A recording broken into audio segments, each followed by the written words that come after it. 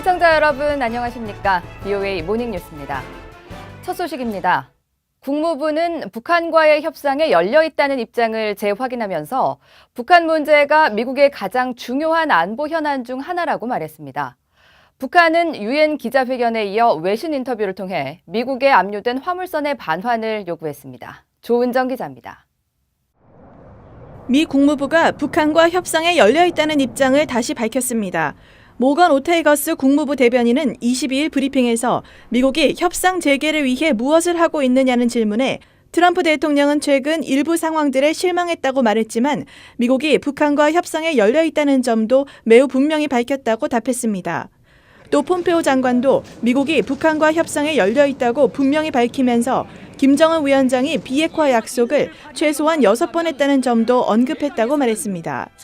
또 트럼프 대통령과 폼페오 장관 모두 북한이 약속한 길로 계속 나아간다면 매우 밝은 미래를 갖게 될 것으로 기대하고 있다고 덧붙였습니다.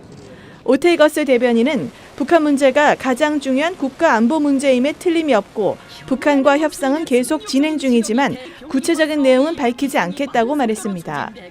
한편 백악관 고위 관리는 이날 트럼프 대통령의 일본 국빈 방문과 관련해 영내 공격을 억제하는 데 미일 동맹의 중요성과 힘에 대해 이야기할 것이라고 밝혔습니다. 앞서 백악관은 최종적이고 완전하게 검증된 비핵화, FFVD 달성을 위한 노력 등 북한 문제가 오는 27일 열리는 미일 정상회담 주제 중 하나라고 발표한 바 있습니다.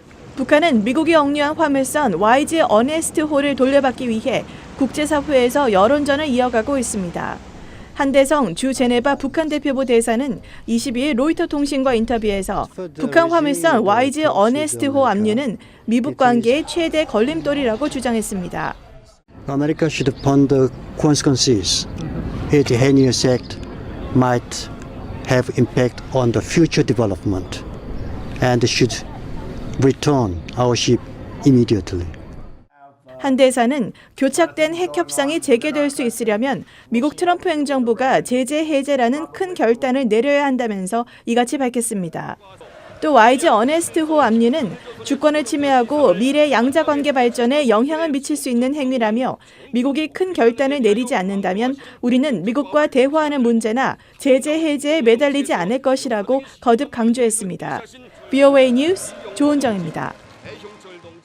트럼프 대통령이 최근 북한의 핵시설 개수를 구체적으로 언급한 것은 비핵화에 대한 북한의 제안이 턱없이 부족하며 훨씬 광범위한 프로그램이 포함돼야 한다는 뜻이었다는 분석이 제기됐습니다. 다만 첩보에 해당되는 내용을 대통령이 직접 언급한 것은 부적절했다는 지적도 나왔습니다. 안소영 기자입니다.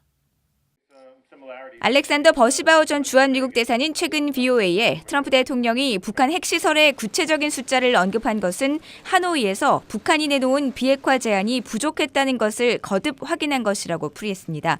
그러면서 지난 2월 말 하노이 정상회담 결렬 이후 현 상황을 협상이 보류된 상태라고 표현했습니다.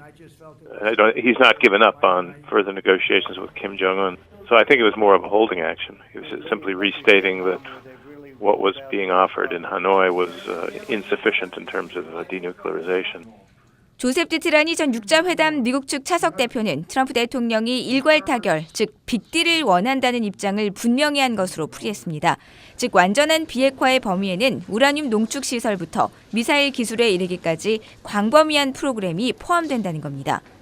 So I think he was making it very clear that's the U.S. position. He wants that. That's what his position is. That's complete denuclearization. 그러나 대통령이 북한의 핵시설과 관련된 구체적인 정보를 직접 언급한 것은 부적절했다는 지적도 제기됐습니다. First time that a number has been put out there. And again, this speaks to the fact that I don't think President Trump knows the difference between intelligence and information. 힐 전 차관보는 다만 구체적 숫자가 거론된 것이 향후 협상에 큰 영향을 미치지는 않을 것이라고 내다봤습니다. 한편 토마스 컨트리맨 전 국무부 차관 대행은 미 정부 당국이 북한의 핵시설 위치는 물론 영변회에 그런 시설이 더 있다는 사실을 잘 알고 있다고 말했습니다. 그런 만큼 트럼프 대통령이 새로운 사실을 폭로한 것은 아니며 미북 간 교착 상태 속에서 북한의 보다 진지한 조치와 투명성을 요구하기 위한 발언이라고 분석했습니다. VOA 뉴스 안소영입니다. 조 바이든 전 미국 부통령 측이 최근 북한 관영 매체의 비난 논평에 대해 살인적인 북한 정권이 트럼프 대통령을 선호한다며 맞대응했습니다. 내년 미국 대통령 선거에서 민주당의 유력 주자와 북한 간에 벌이는 설전이라 관심이 쏠리고 있습니다. 박형주 기자입니다. 바이든 전 미국 부통령 측은 북한 관영 매체가 최근 인신공격성 비난을 한 것과 관련해 놀랍지 않다며 즉각 맞대응했습니다. 바이든 선거 캠프의 앤드루 베이츠 국장은 22일 성명에서 트럼프 대통령은 평양의 살인적 정권에 반복적으로 속아 계속 양보를 해왔지만 아무것도 얻지 못했다고 주장했습니다. 그러면서 북한이 미국의 가치와 이익을 지지해온 바이든보다 트럼프가 백악관에 계속 있는 것을 선호하는 게 당연하다고 말했습니다. 2020년 미국 대통령 선거 출마를 선언한 바이든 전 부통령이 북한 정권과 트럼프 대통령을 동시에 비난한 겁니다. 전날 북한 조선중앙통신은 바이든 전 부통령이 북한의 최고 존엄을 모독했다며 맹비난하는 논평을 냈습니다. 그러면서 바이든 전 부통령을 향해 인간으로서 갖춰야 할 초보적인 품격도 갖추지 못한 속물의 궤변이라며 지능지수가 모자라는 멍청이라는 인신공격성 표현을 사용했습니다. 바이든 전 부통령이 최근 선거 유세에서 김정은 위원장을 독재자, 폭군이라고 부른 것에 대응한 겁니다. Are we a nation that embraces dictators and tyrants like Putin and Kim Jong-un? We don't, but Trump does. 바이든 전 부통령은 지난주에도 김 위원장을 고모부의 머리를 날려버린 사람이라고 비난하는 등 북한 정권에 대한 공격을 이어가고 있습니다. 북한이 자신들의 최고 지도자에 대한 이 같은 비판에 대해 거친 언사로 응수하는 것은 새삼스럽지 않습니다. 지난달엔 대북 협상의 사령탑인 마이크 폼페오 국무장관이 김 위원장을 독재자라고 한 의원의 지적에 동의하자 맹비난하며 교체를 요구하기도 했습니다. VOA 뉴스 박형주입니다.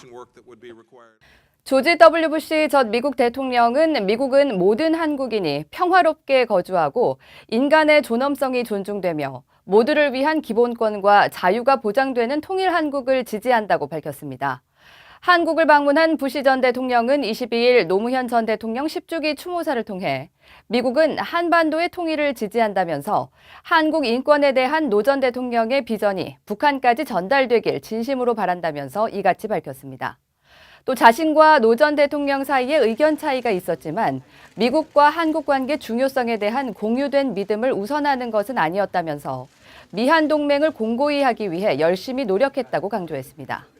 이어 노 전 대통령 임기 중 한국은 테러와의 전쟁에 참여한 중요한 동맹국이었으며 미국은 이라크의 자유수호 전쟁에 대한 한국의 기여를 잊지 않을 것이라고 말했습니다. 미국 의회 조사국이 보고서를 통해 북한과 관련한 미국과 한국 사이의 협력이 지난 몇 년 동안 긴밀한 조율 이후 도널드 트럼프 행정부와 문재인 행정부 하에서 더 일관성이 없고 예측할 수 없게 됐다고 밝혔습니다. 미 의회 조사국은 지난 20일 한국, 백영과 미한 관계 보고서를 통해 트럼프 대통령과 문재인 대통령 모두 북한과 관계 회복을 추진하면서 북한 접근법에 일치했다면서도 북한에 당근책을 제시할 것인지, 그렇게 한다면 어떤 조건으로 제공할 것인지 등의 문제나 미한 동맹 관련 비용 분담 문제 등과 관련해서는 중대한 차이가 존재한다고 지적했습니다. 보고서는 또 문 대통령이 트럼프 대통령의 대북 최대 압박 정책을 지지하면서도 그가 오랫동안 선호한 대북 관여 정책을 유지했다고 말했습니다. 일본과 러시아가 다음 주 외교안보 2+2 장관 회의를 열고 북한 문제 등을 논의할 것으로 알려졌습니다. 러시아 외교부는 23일 브리핑에서 러시아와 일본의 외교 국방장관이 오는 30일부터 이틀 동안 도쿄에서 2+2 형식의 회담을 열어 양국 간 최근 군사 정치 현안을 논의할 것이라고 밝혔습니다.